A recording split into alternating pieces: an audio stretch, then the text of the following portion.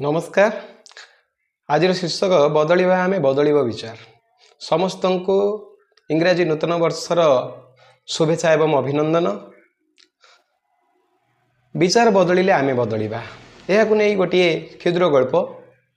थरे जड़े धनिक सेठ 2 जन ब्राह्मण को निमंत्रण करी भूरी भोजन देवा सहित से 10 कोटी भारतीय मुद्रा दान कले। तो यह पाइला परे प्रथम ब्राह्मण जनक अत्यंत खुशी अनुभव कले, तो अन्य ब्राह्मण जनक टिके दुखी हेले। सुखर कारण प्रथम ब्राह्मण को पचारते ब्राह्मण जनक उत्तर देले जे आज तो किसी खाइबा को मिल नथिला, खाद्य तो सुस्वादु अत्यंत मिलिला, ता सहित उपरे दक्षिणा 10 टंका मिलिला, तो एथि खुशी नहेबा कहीं।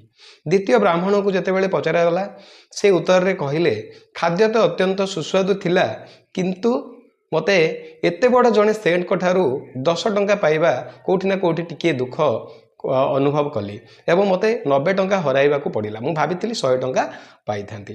तो एथिरे सेठଙ୍କର कौन बा भूल रहिला। एथुरु आमे जानिबा दरकार जे आम भितर दुखी एवं सुखी हेबा भितर आमे ही निजे दायी एवं सेतिरे रहिছে आमर विचार। नूतन वर्ष रे आमे आमर विचार बदलैबा, आम विचार को सदा सर्वदा आमे पॉजिटिव रखिबा। जेपरि भाव में प्रथम ब्राह्मण जनक निज विचार जोगु सुख अनुभव कला बेले द्वितीय ब्राह्मण जग निज विचार जोगु सेही समान पाइकी दुखी अनुभव कले। तेणु बदलैबा आमे विचार आमर जेतेबेले बदली पारिबो। धन्यवाद।